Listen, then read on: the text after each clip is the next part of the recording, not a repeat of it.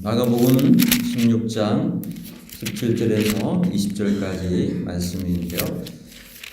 본문의 말씀을 우리 다 함께 한 목소리로 봉독하도록 하겠습니다. 이제 함께 봉독하겠습니다. 믿는 자들에게는 이런 표적이 따르리니 곧 그들이 내 이름으로 귀신을 쫓아내며 새 방언을 말하며 뱀을 집어올리며 무슨 독을 마실지라도 해를 받지 아니하며 병든 사람에게 손을 얹은즉 나으리라 하시더라.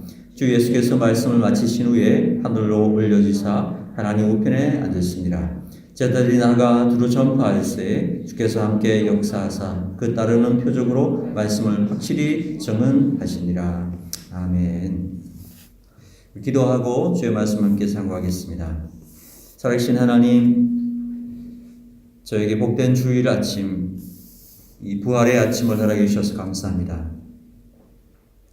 주님 앞에 나와 우리 한 주의 삶을 되돌아보면서 또 새롭게 맞이한 이 한 주를 어떻게 살아가야 할지 주님 앞에 내려놓는 귀한 시간입니다. 주님, 이 시간 저희 가운데 역사하시고 개입하셔서 우리가 더 주님의 뜻대로 순종하기를 원하고 그렇게 살지 못했던 우리의 삶을 회개하며 하나님의 뜻에 온전히 순종하고자 하는 거룩한 결단이 있는 이 시간 되도록 도와주시기를 원합니다. 사람이 마음으로 자기의 길을 계획할지라도 그 걸음을 인도하시는 분은 여호와시라고 말씀하셨사오니 우리의 모든 계획들도 주님께 맡기고 주님께서 인도하시는 만큼 한 걸음 한 걸음 믿음으로 옮겨놓을 수 있도록 인도해 주시기를 원합니다. 부정한 종을 이 시간 붙잡아 주시고 오직 진리의 말씀만을 담대하게 잘 증언할 수 있게 인도하여 주옵소서. 예수님의 이름으로 기도합니다. 아멘.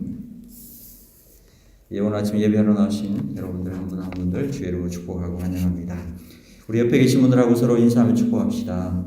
하나님의 은혜가 늘 당신과 함께 하기를 바랍니다. 한번 인사하시기 바랍니다. 하나님의 은혜가 늘 당신과 함께 하기를 바랍니다. 오늘 마가복음 강의 67번째 시간으로 신앙은 예수님을 본받고 전하는 것이다. 신앙은 예수님을 본받고 전하는 것이다 라는 제목으로 하나님의 말씀 증가하도록 하겠습니다. 자, 오늘로 우리 마가복음 말씀 설교 전체를 다 마치게 되었습니다. 67번째인데요. 또 이리저리 다른 시간들도 끼어들고 그래서 계산해 보니까 한 1년 4개월 걸렸어요. 여러분들 참 훌륭하십니다. 그 말씀 끝까지 듣는 것 자체가 훌륭합니다. 설교 마가복음 전체를 다 설교를 하게 됐는데요. 사실 이 마가복음이 그 복음서 중에서도 가장 먼저 기록된 복음서이고 이 복음서를 통해서 다른 복음서들이 쓰여졌기 때문에 굉장히 기본이 되는 뼈대가 있는 그런 말씀이라고 할 수가 있습니다. 그 말씀을 우리가 다 살펴보았으므로 다른 복음서를 읽을 때도 여러분들이 마가복음을 나누었던 그 말씀들을 기억하면서 읽으신다면 많은 도움이 될 거라고 생각합니다. 사람이 죽기 전에 남기는 말을 우리가 유언이라고 합니다. 그런데 이 유언은 가지각색이라고 할 수가 있겠죠. 어떤 분은 이런 유언을 합니다. 남깁니다. 내가 죽거든 양지 바른 곳에 묻거라. 요즘은 잘 하지 않죠. 그런데 옛날에는 이제 그런 유언들을 많이 했고, 어떤 분들은 내가 죽으면 나를 화장해서 강에 뿌려라. 이렇게 이제 자기 장래에 관한 유언을 하기도 하고요. 어떤 분은 다투는 자녀들 때문에 어떤 유언을 남기냐면 형제간에 싸우지 말고 우애해라. 이제 이런 유언도 남기기도 합니다.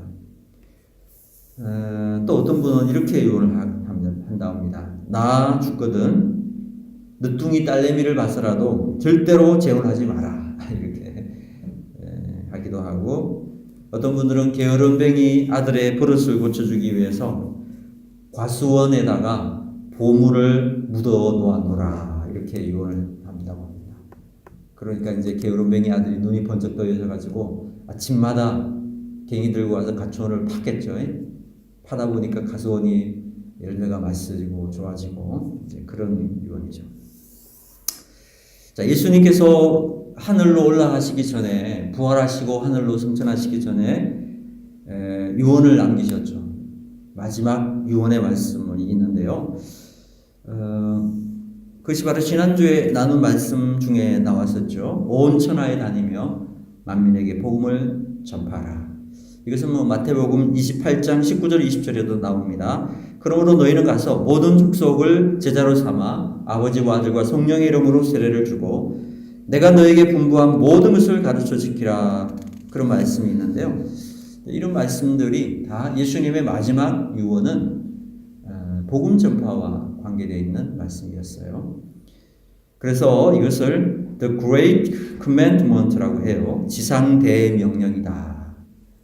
예수님께서 마지막 땅에 서 계실 때에 우리에게 말씀하신 가장 큰 명령이라고 이름을 붙여 이야기를 합니다. 이 땅을 떠나 하늘로 올라가시면서 제자들에게 마지막 유언으로 남기신 말씀이 뭐냐? 복음을 전파하라는 거예요. 온 땅에 다니면서 복음을 전파하라. 자, 그런데 여러분 한 가지 질문해 볼까요? 왜 예수님께서 제자들에게 복음 전파를 말씀하셨을까요? 제자들에게 복음 전파를 말씀하신 이유. 제자들에게 하고 싶은 말씀이 많이 있었을 거 아니겠습니까? 그런데 하필이면 복음 전파를 말씀하신 이유가 무엇이었느냐라는 거예요. 그것은 예수님이 이 땅에 오신 목적과 깊은 상관이 있습니다. 여러분, 예수님께서 이 땅에 왜 오셨습니까? 이 땅에 오신 이유는 바로 영혼 구원을 위해서 오셨다라는 겁니다. 예수님이 이 땅에 오신 것은 아픈 사람들을 치료해주고, 문제 있는 사람들의 문제를 해결해주고, 힘들고 어려운 사람들의 마음을 위로해주고, 병든 자를 치료해주고, 귀신 들린 자를 쫓아내주고, 이런 걸 하기 위해서 오신 게 아니라는 거예요. 예수님께서 이 땅에 오신 궁극적인 목적은 지옥에 빠질 영혼들을 천국으로 인도하기 위한 영혼 구원을 위해서 오셨다라는 거예요. 그것이 주님의 가장 중요한 궁극적인 목적이라는 것입니다. 그래서 누가복음 19장 10절에 보니까 이렇게 말씀하십니다. 인자가 온 것은 잃어버린 자를 찾아 구원하려 함이니라. 마가복음 1장 38절에 보니까 또 예수님께서 사역을 시작하신 지 얼마 되지 않았을 때도 이런 말씀하셨습니다. 이르시되 우리가 다른 가까운 마을들로 가자. 거기서도 전도하리니 내가 이 일을 위하여 왔노라. 여러분, 예수님께서 이 땅에 오신 이유가 뭐라고요?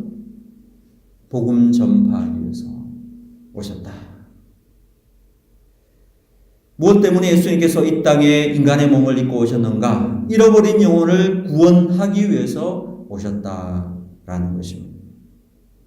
주님은 전도하기 위해서 2000년 전에 이 땅에 오신 것입니다. 그리고 이제 승천하시기 직전에 마지막으로 남기신 말씀도 제자들에게 말씀하신 게 뭐죠? 너희는 온 천하에 다니며 만민에게 복음을 전파하라. 명령하고 계십니다. 자, 그렇다면 예수 믿고 구원받은 우리들, 예수님을 따르는 예수님의 제자들인 우리들에게 있어서 제일 첫 번째 되는 사명이 무엇이겠습니까? 그것은 바로 예수님의 사명과 일치한 사명이 되어야 합니다. 예수님을 믿고 따르는 하나님 백성들의 삶에는 예수님을 본받아가는 것이 가장 중요하기 때문에 그 예수님처럼 살고 예수님처럼 행하고 예수님처럼 목표로 삶을 살아가는 것이 예수님의 사람들이에요. 그러면 예수님의 제일 되는 사명이 영혼 구원이었다면 여러분, 우리들의 제일 되는 사명이 무엇이 되어야 하겠습니까? 바로 우리도 영혼 구원이 우리의 삶의 가장 중요한 목적이 되어야 된다는 것입니다. 잃어버린 영혼을 구원하고 복음 전거하는 일, 이것이 하나님 백성들의 제일 되는 사명인 줄로 믿으시기를 바랍니다. 이것이 우리의 마음속에 확신이 있어야 돼요. 주님께서는 감난산에서 하늘로 승천하시기 직전에 제자들에게 복음 전파의 사명을 주셨습니다. 그런데 중요한 것은 당신의 제자들을 그냥 가서 전하라고 말씀하지 않으시고 놀라운 능력을 부어주겠다고 약속하고 있습니다. 그 능력에 관한 말씀이 바로 17절과 18절의 말씀이라고 할 수가 있습니다. 온 천하에 다니면서 만민에게 복음을 전파하라 그러시고는 그냥 가서 막 전파하는 게 아니라 내가 전파하는 자들에게 이런 능력을 주겠다 말씀하시면서 거기 보니까 몇 가지의 능력을 소개해 주고 있습니다. 어떤 능력을 주셨는가? 특별히 4가지의 능력을 부어주겠다고 약속하고 있어요. 첫 번째 능력이 뭐냐? 바로 귀신을 쫓아내는 능력을 주시겠다고 말씀하셨습니다. 자, 우리 말씀 보시면 17절 같이 읽습니다. 시작. 믿는 자들에게는 이런 표적이 따르리니 곧 그들이 내 이름으로 귀신을 쫓아내며 무엇을 쫓아내요? 귀신을 쫓아낸다고 말씀하고 있습니다. 본래 사단은 하나님을 섬기던 천사장이었죠. 근데 타락해서 하나님을 대적해가지고 쫓겨났습니다. 그래서 이 사단이 사단의 졸개, 사단은 가장 높은 대장이에요. 사탄 혹은 마귀라고도 하는데 그 아래에 많은 졸개들을 가지고 있는데 그 졸개들 이름이 귀신이라고 합니다. 그래서 사단은 귀신들을 이용해가지고 지금도 믿는 사람들을 유혹을 해요. 많이 미혹을 합니다. 때로는 돈으로, 때로는 명예로, 때로는 성적인 문제로, 때로는 믿지 않는 믿는 사람들을 넘어뜨리기 위해서 지금도 귀신들을 통해서 여러 가지 역사를 하고 있어요. 여러분, 이 귀신들은요, 다른 것은 하나도 무서워하지 않습니다. 귀신들이 무서워하는 것은 딱 한 가지가 있습니다. 그건 바로 예수님 이름입니다. 예수님이 십자가 위에서 사탄을 누르고 승리하신 다음에 뱀의 머리를 상하게 했기 때문에 예수님 부활하심으로 말미암아 마귀는 전쟁에서 졌어요. 그러니까 예수님의 이름 앞에, 예수님 이름 앞에 두려운 존재가 된 거예요. 예수님 이름이라면 벌벌 떠는 존재가 된 겁니다. 다른 것은 하나도 무서워하지 않는데 오직 예수 이름으로 이야기할 때에 귀신들은 두려워하고요, 떠나가게 되는 겁니다. 그래서 우리가 예수님의 이름을 사용해가지고 귀신들을 대적하면요, 귀신들은 꼼짝 못하고 도망갈 수밖에 없는 겁니다. 그러므로 예수님의 이름을, 그 권세를 여러분 사용하셔야 됩니다. 하나님 백성들은 예수님의 이름의 권세를 이용해가지고 마귀를 물리쳐야 돼요. 혹 여러분 숨속에서 가위에 눌린 사람 있습니까?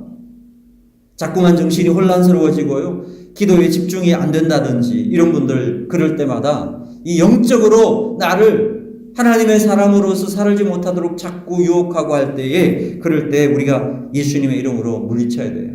어떻게 해야 되느냐? 내가 나사렛 예수 이름 명하노니 악한 마귀야 떠나 갈지어다. 한번 따라합시다. 내가 나사렛 예수 이름으로 명하노니 악한 마귀야 떠나 갈지어다. 여러분, 이거 목사만 쓰는 게 아니라 우리 믿는 모든 사람들에게 주님께서 이 권세의 이름을 주셨어요. 할렐루야. 그러니까 우리들도 사용하면 되는 거예요. 내가 나사렛 예수를 명하노니 더러운 귀신아 떠나가라. 꿈자리를 시끄럽게 하고 악몽을 꾸게 하고 가위에 눌리게 하고 이러하는 귀신들아 떠나 갈지어다. 이렇게 명령하면요, 예수 그리스도의 권세 이름이 그 마귀를 이기게 한다는 거죠.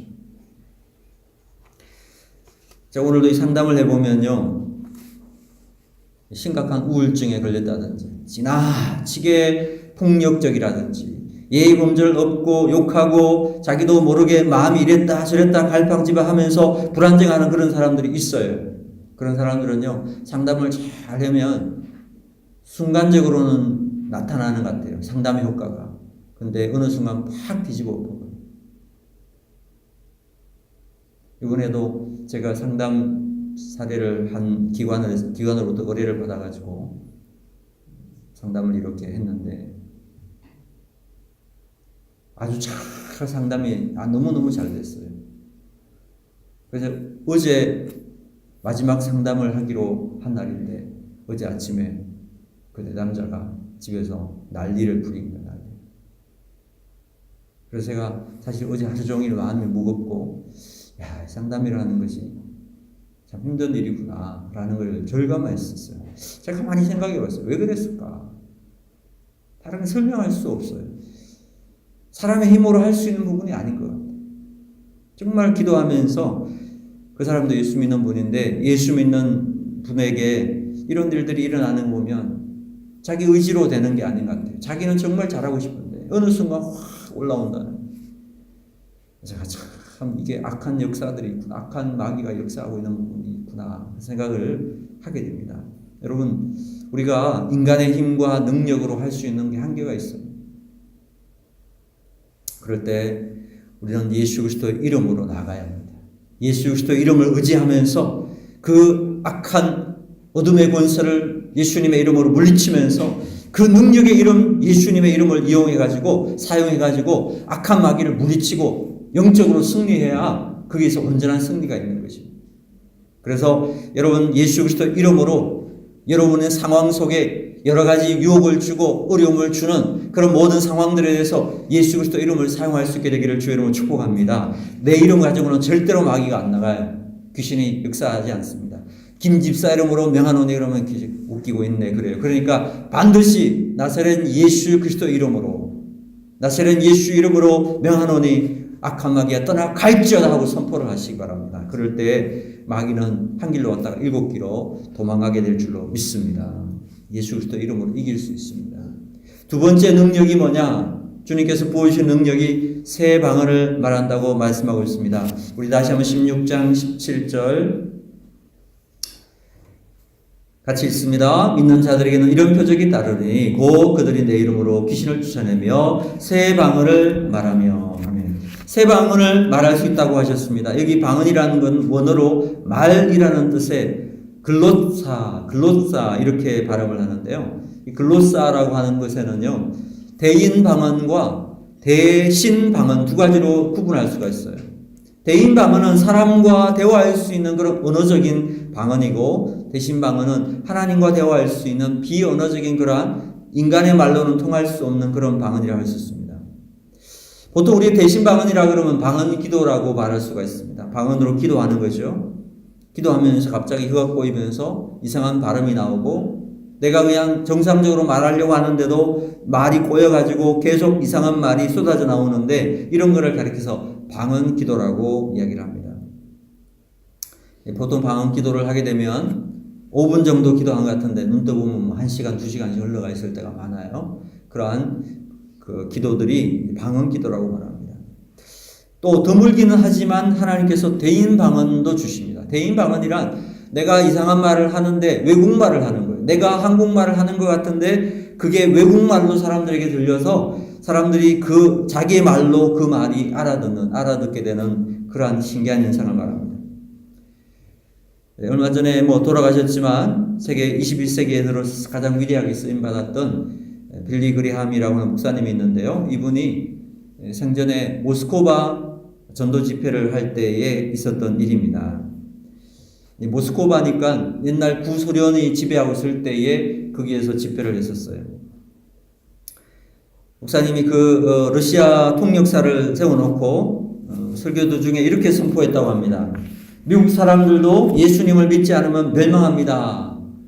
그러니까 통역사가 그렇게 신이 나가지고 통역을 이렇게 했습니다. 그러니까 사람들도 다 신이 나고 이렇게 했는데요. 미국과 이제 라이벌 관계였으니까요.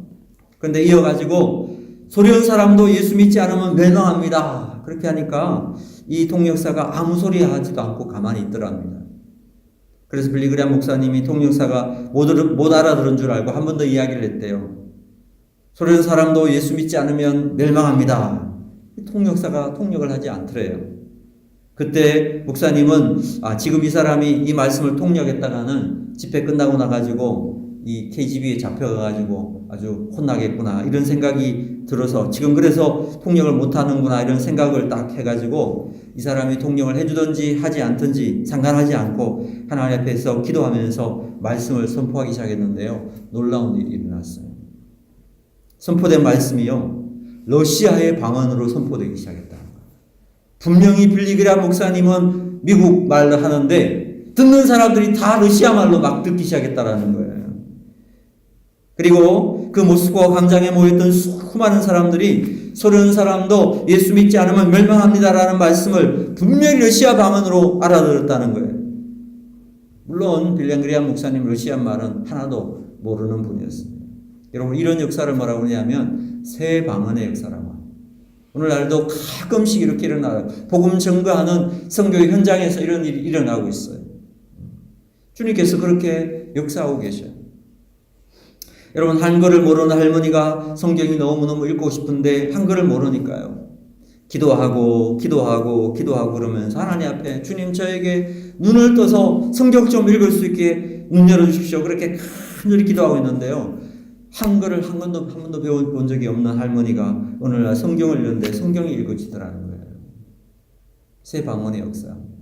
하나님께서 이렇게 오늘날에도 간절히 사모하는 영혼들에게 복음을 증거하는 현장에서 이런 역사들을 이루고 계시다는 거예요. 믿는 자들에게는 새 방언을 말하는 하나님의 능력의 역사가 임하게 된다라는 겁니다. 오늘까지 여러분 아직도 이런 새 방언의 역사를 경험해 보지 못한 분들이 있다면 간절히 사모해 보십시오. 하나님께서 여러분들에게 은혜를 부으실 줄로 믿습니다. 세 번째 주시는 은혜가 뭐냐 하면, 능력이 뭐냐 하면 해를 받지 않는다라는 말씀입니다. 여러분 18절 말씀을 보십시다. 16장 18절입니다. 시작. 뱀을 집어올리며 무슨 독을 마실지라도 해를 받지 아니하며. 아멘. 셋째로 믿는 자들에게 따르는, 복음 증거하는 자들에게 따르는 하나님의 놀라운 역사가 뭐냐면 해를 받지 않을 수 있다라고 말씀하십니다. 여기 무슨 독을 마실지라도 해를 받지 아니하며, 이 말씀 무슨 뜻일까요? 정말 농약이나 독극물을 마셔도 죽지 않는다 이 말씀이겠습니까? 어느 목사님이 쓴 글에서 읽은 내용입니다. 어떤 신학생이요. 신학생이 뜨겁지 않습니까? 신학생이 글자 그대로 이 성경을 글자 그대로 믿었다고 합니다. 성경 말씀에 좁은 길로 다니라 그 말씀을 말씀하셨기 때문에 이분은요 가급적이면 골목길로만 다녔대요. 좁은 길로 다니라고 그래서. 쉬지 말고 기도하라 그렇게 하시기 때문에 시험을 앞두고도 공부는 하지 않고 기도만 하고 성경을 읽고 그렇게 시험을 봤다고 합니다. 이게 말씀 그대로 그냥 실천하고 적용했다라는 거죠. 그래서 이 말씀도 그럴 것이다. 그래서 여러 사람들 앞에서 독약을 들고 와가지고 봐라, 나는 이 성경에 나오는 무슨 독을 마실지라도 해를 받지 아니할 것이다. 이 말씀을 그대로 믿는다. 자, 봐라. 그리고는 다른 친구들이 말릴 틈도 없이 그냥 그걸 마셔버렸다고. 여러분 어떻게 됐을까요? 그 자리에서 죽었다고.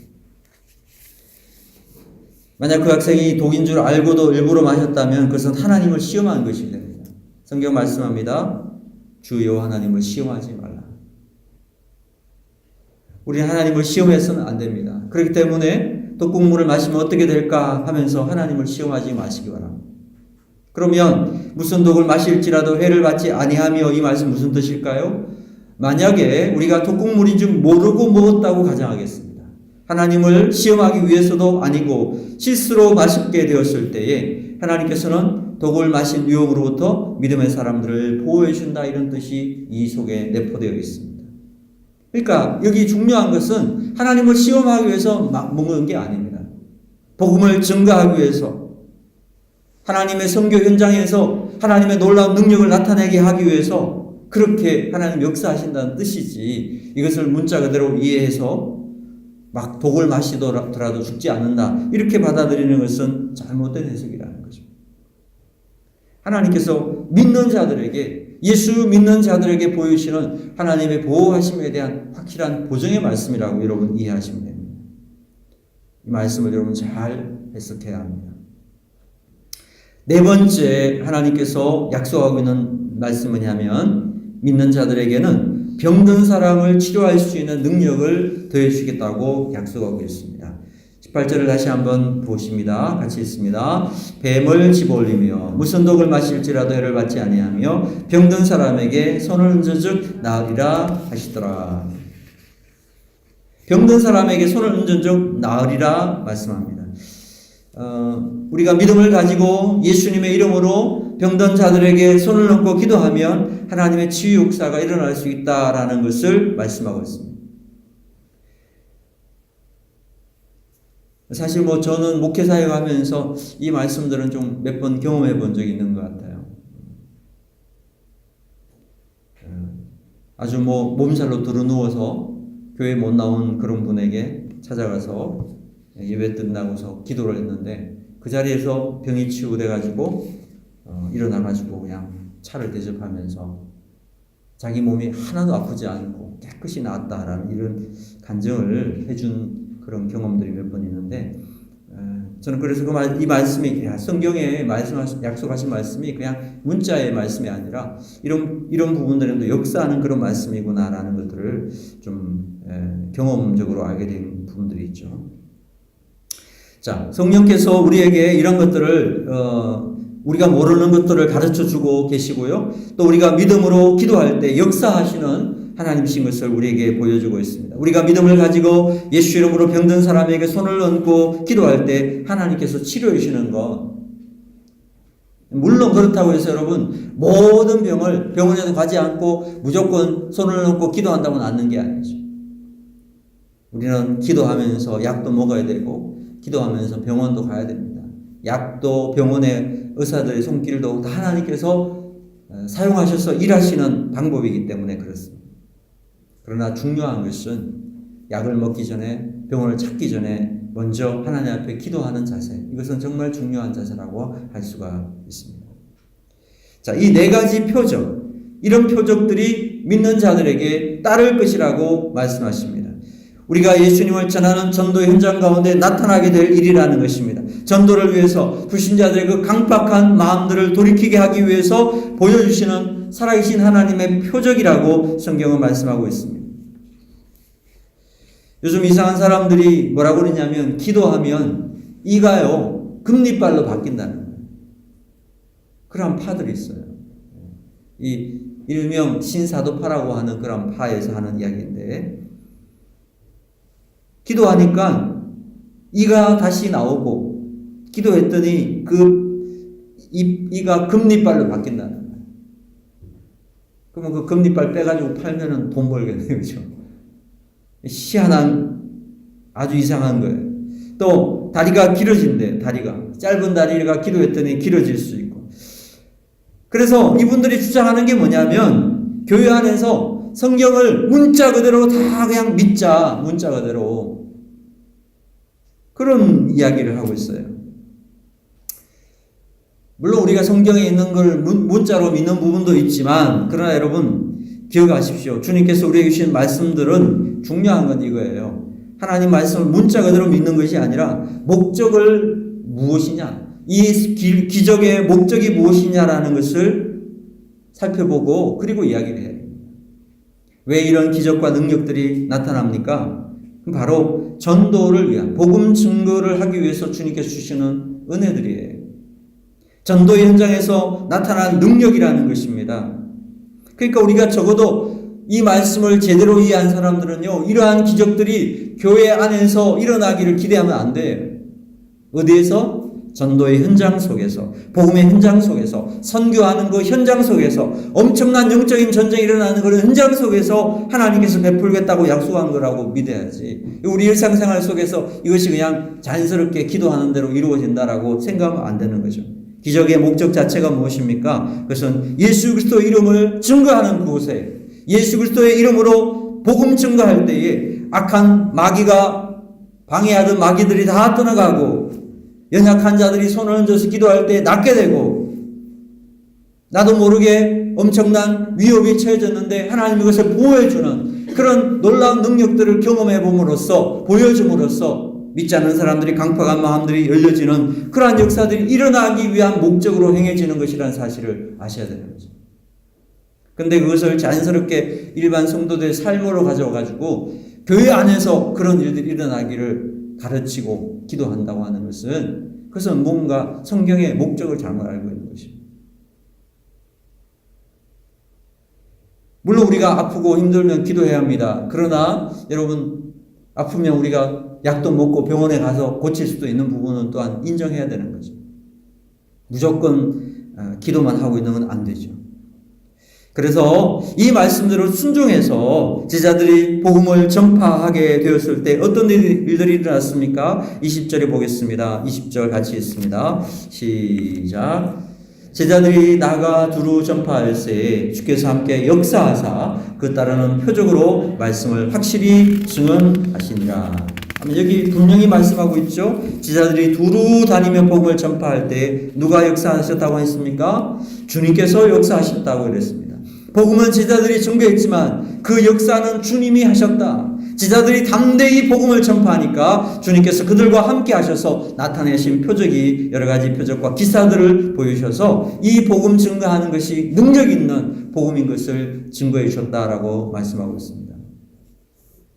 여러분, 우리가 이 말씀을 통해서 알 수 있는 것이 있습니다. 주님은 우리에게 복음 전파를 명령하시고 하늘에서 발짱 끼고 그냥 멀리서 바라보고 계시는 분이 아니라는 것입니다.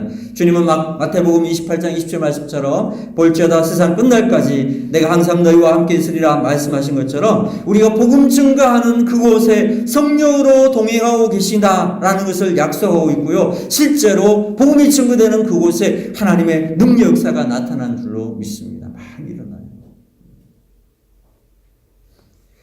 에밀 브룬너라고 하는 신학자가 이런 말을 했습니다. 불길이 일어날 때에 불이 존재하는 것처럼 전도할 때 교회는 존재하는 것이다. 무슨 말입니까? 전도하지 않는 교회는 교회가 아니라는 뜻이기도 합니다. 교회가 아무리 최신식 건물에 최고급의 인테리어를 갖추고 첨단 장비를 가져다 놓는다 하더라도 매주일 수많은 사람들이 왔다 갔다 할지라도 만약 복음을 증거하는 교회가 되지 않는다면 교회의 존재 목적이 필요 없다라는 거예요. 만약 복음을 증거하지 않는 교회라면 주님 원하시는 교회가 아니라는 것입니다.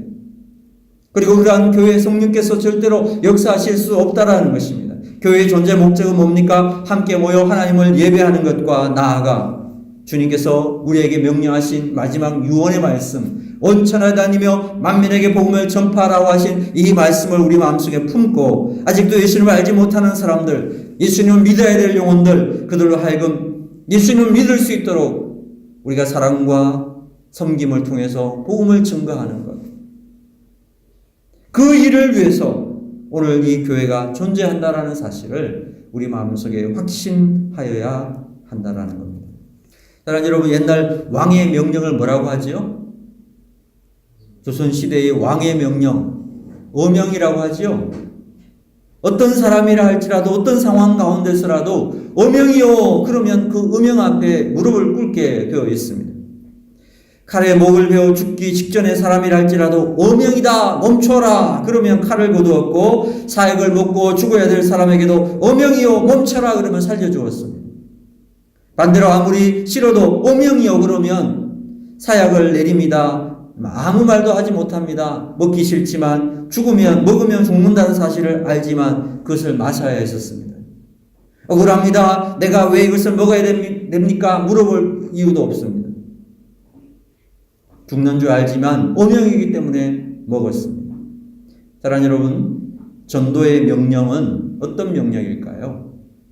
전도의 명령은 왕의 명령입니다. 만왕의 왕이신 왕의 명령입니다. 어명입니다, 여러분. 복음을 전하는 것은 우리가 선택할 수 있는 사항이 아닙니다. 주님의 명령을 받은 것입니다.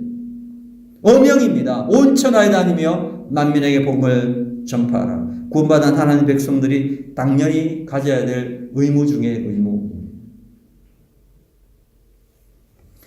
19세기 말에 캐나다에 존 맥킨지라고 하는 젊은 신학생이 있었습니다. 어느 날 비참한 한반도 소식을 듣게 되었다고 합니다. 저 땅에 가서 복음을 전해야 되겠다. 저 불쌍한 민족에게 찾아가 예수님을 증거해 줘야 되겠다라고 마음속에 결심을 하겠습니다.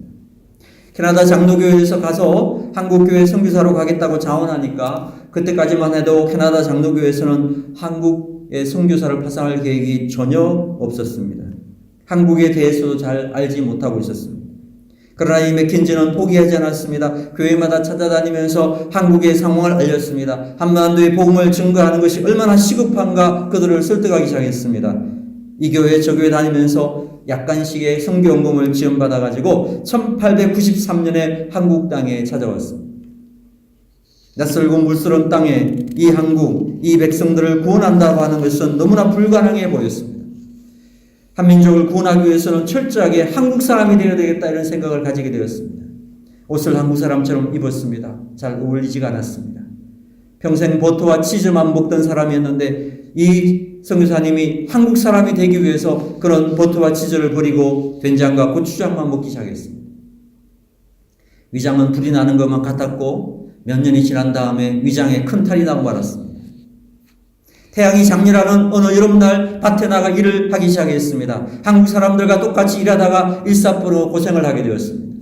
이 소식을 전해들은 서울의 언더우드 선교사님이 크리스마스를 기념해서 치즈와 케이크, 우유와 설탕을 선물로 보냈습니다.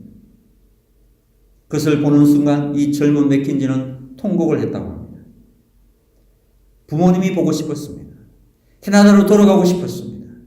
그러나 만약 저것을 먹고 나면 더 이상 한국 땅에 복음을 증거할 수 없겠다 생각이 들어가지고 그런 케이크와 그날 온 모든 선물들을 마을 사람들과 함께 나누어 먹었습니다. 우유와 설탕을 동네 아이들에게 나누어 줬습니다. 그리고 그날은 더 많은 고추장과 더 많은 된장을 먹었다고 합니다. 열사병으로 인한 고열이 시달려 했었습니다. 그는 외로움에 시달려 고독에 시달리다가 이름도 없이 빛도 없이 황해도 솔레마을이라는 곳에서 마침내 죽고 말았습니다. 이 소식을 전해들은 캐나다 장로교회가 비로소 황해도에 많은 선교사를 파송하게 되었고 함경도 원산과 솔레교회를 세웠고 마침내 한국의 북녘 땅에 놀라운 복음의 꽃이 피게 되는 불쏘시개 역할을 했던 맥킨지 선교사의 이야기입니다. 요한복음 12장 24절에 보니까 내가 진실로 진실로 너에게 이르노니 하늘의 밀알이 땅에 떨어져 죽지 아니하면 하늘 그대로 있고 죽으면 많은 열매를 맺느니라 말씀하신 것처럼 하늘의 밀알이 있었기 때문에 오늘 우리에게 이 복음이 전파되었다라는 것입니다. 가장 먼저는 2000년 전에 예수님께서 하늘의 밀알이 되셔서 인류를 위하여 십자가에 못 박혀 죽으셨기 때문에 그 희생의 터 위에 생명의 싹이 나오게 되었고 그 하늘의 밀알이 희생하신 것으로 말미암아 오늘날 전 세계에 복음이 증거되었고 복음이 증거되는 곳마다 또 수많은 하늘의 밀알의 선교사님들이 목숨을 바쳐서 복음을 증거했기 때문에 오늘 우리가 복음을 믿고 예수님을 믿고 하나님의 자녀가 되고 구원받는 은혜를 누리고 있게 되었다라는 겁니다.